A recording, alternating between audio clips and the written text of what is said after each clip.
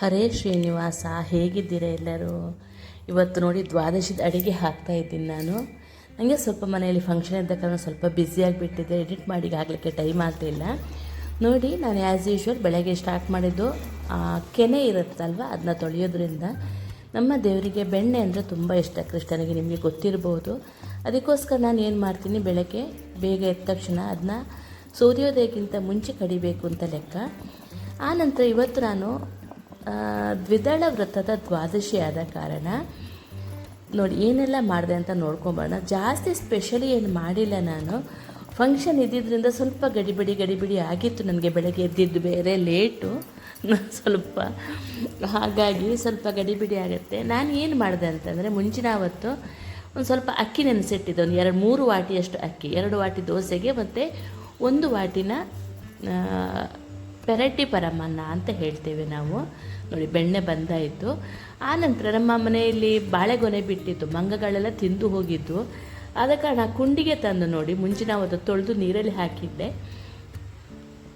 ಅದಕ್ಕೆ ಈಗ ಸ್ವಲ್ಪ ಒಗ್ಗರಣೆ ಕೊಡಬೇಕು. ಫಸ್ಟು ಬಾಣಲಿಗೆ ತೆಂಗಿನಕಾಯಿ ಎಣ್ಣೆ ಹಾಕಿಬಿಟ್ಟು ಸ್ವಲ್ಪ ಜೀರಿಗೆ ಹಾಕ್ಕೊಳ್ಳಿ ಅದಕ್ಕೆ. ಆನಂತರ ನೀರಲ್ಲಿ ಹಾಕಿಟ್ಟಿರೋದು ಆ ಕುಂಡಿಗೆ ಹೆಚ್ಚಿದ್ದುಂಟು ನೋಡಿ, ಅದನ್ನೆಲ್ಲ ಹಾಕಿ, ಈ ವ್ರತಕ್ಕೆ ಬಾಳೆ ದಿಂಡು, ಬಾಳೆಗೊನೆ ಎಲ್ಲ ಬರುತ್ತೆ, ಬಾಳೆದು ಎಲ್ಲ ಐಟಮ್ ಬೇರೆ ಬರುತ್ತೆ.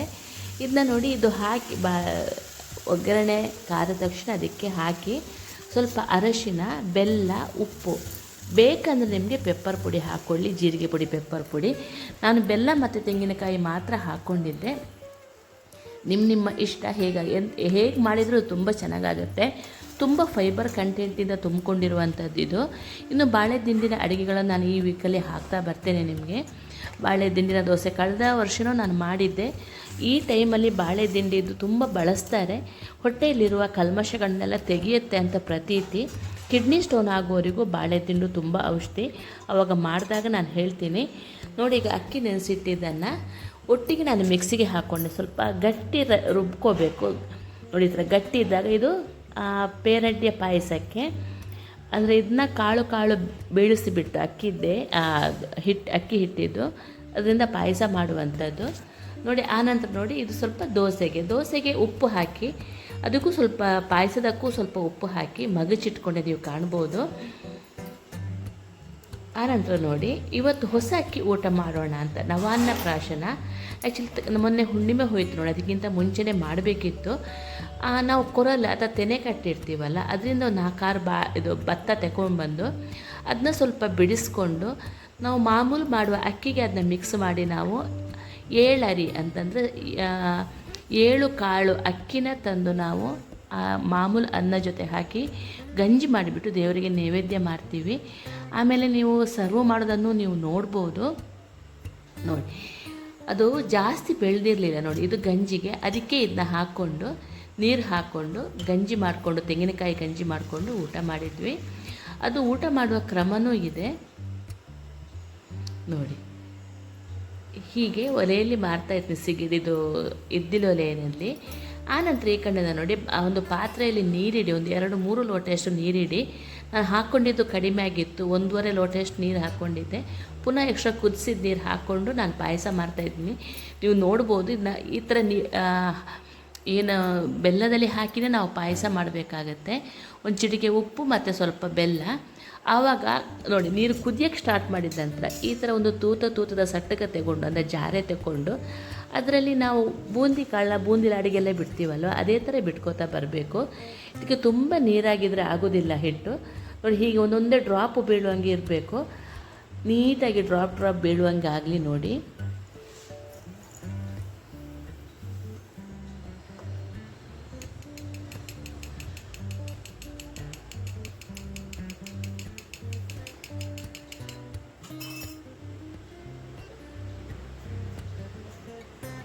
ಒಂದೊಂದೇ ಕಾಳು ಬೀಳುತ್ತಾ ಹೋಗುತ್ತೆ. ಒಂದೇ ಸಲಕ್ಕೆ ಬಿದ್ದರೆ ಅದು ಗಟ್ಟಿ ಮುದ್ದೆ ಆಗಿಬಿಡುತ್ತೆ. ನಾವು ಸ್ವಲ್ಪ ನೀರು ಕಡಿಮೆ ಇತ್ತು, ನಿಮಗೆ ಕಾಣ್ಬೋದು. ಆಮೇಲೆ ನೀರು ಕುದಿಯೋಕ್ಕಿಟ್ಟು ಹಾಕ್ಕೊಂಡೆ ಅದಕ್ಕೆ. ಆನಂತರ ಅದಕ್ಕೆ ತೆಂಗಿನಕಾಯಿ ಹಾಲು, ನೆಕ್ಸ್ಟ್ ಅರಶಿನದ ಎಲೆ, ಯಾಕಂದರೆ ಏಲಕ್ಕಿ ನಾವು ಹಾಕೋಂಗಿಲ್ಲ, ಅರಶಿನದ ಎಲೆ ಘಮ ತುಂಬ ಚೆನ್ನಾಗಿ ಬರುತ್ತೆ. ಹಾಕ್ಕೊಂಡು ಕುದಿಸಿದ್ರೆ ಆಗಿಬಿಡ್ತಿದ್ದು. ಮಧ್ಯೆ ನೋಡಿ ಸ್ವಲ್ಪ ಹೀಗೆ ಸಟ್ಟಗೆ ಹಾಕ್ಕೊಳ್ಳಿ. ಇದು ತಿನ್ನಲಿಕ್ಕೆ ತುಂಬ ಚೆಂದ. ಆ್ಯಕ್ಚುಲಿ ಬಾಣಂತಿಗೂ ನಮ್ಮ ಊರಲ್ಲೆಲ್ಲ ಇದನ್ನ ಕೊಡ್ತಾರೆ. ಬಟ್ ಬಾಣಂತಿಗೆ ಮಾಡಬೇಕಿದ್ರೆ ನಾವು ಏಲಕ್ಕಿ ಅರಿಶಿಣದೆಲ್ಲ ಯಾವುದೂ ಹಾಕೋದಿಲ್ಲ.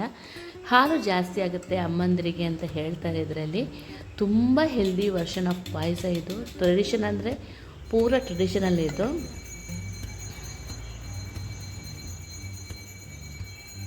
ಇದು ಒಂದು 10 ನಿಮಿಷ ಬೆಂದರೆ ಸಾಕು. ಆನಂತರ ಅದಕ್ಕೆ ಡೈರೆಕ್ಟಾಗಿ ತೆಂಗಿನಕಾಯಿ ಹಾಲು ಹಾಕೋಬೇಕು.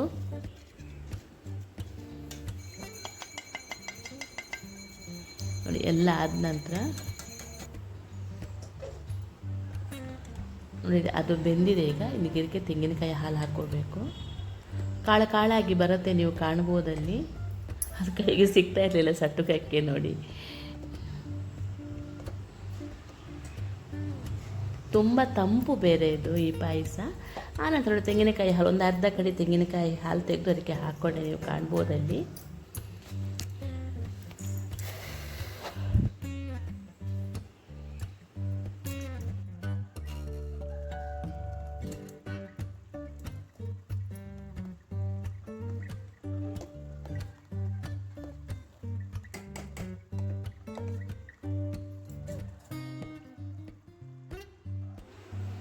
ಆನಂತರ ಅರಿಶಿಣದ ಎಲೆನ ಸ್ವಲ್ಪ ಅದನ್ನ ಕೈಯಲ್ಲೇ ನಾವು ಕರಿಬೇವಿನ ಸೊಪ್ಪು ಕಿವಿಚ್ಚಿ ಹಾಕ್ತೀವಲ್ಲ, ಅದನ್ನ ಕೈಯಲ್ಲೇ ತುಂಡು ಮಾಡಿ ಹಾಕ್ತೀವಲ್ಲ, ಹಾಗೆ ಹಾಕ್ಕೊಳ್ಬೇಕು.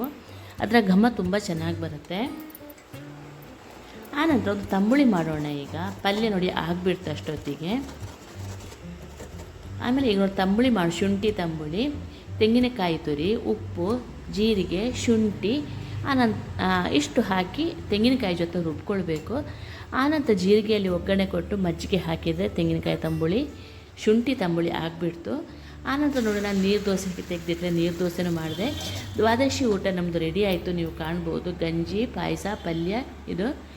ಆಮೇಲೆ ದೋಸೆ ತಿನ್ನೋಕ್ಕೆ ಬಾಳೆಹಣ್ಣು ಕಟ್ ಮಾಡಿ ಇಟ್ಟಿದ್ದೆ, ನಾನು ತೋರ್ಸೋಕ್ಕೆ ಮರ್ತೋಯ್ತು ನನಗೆ. Thank you for watching.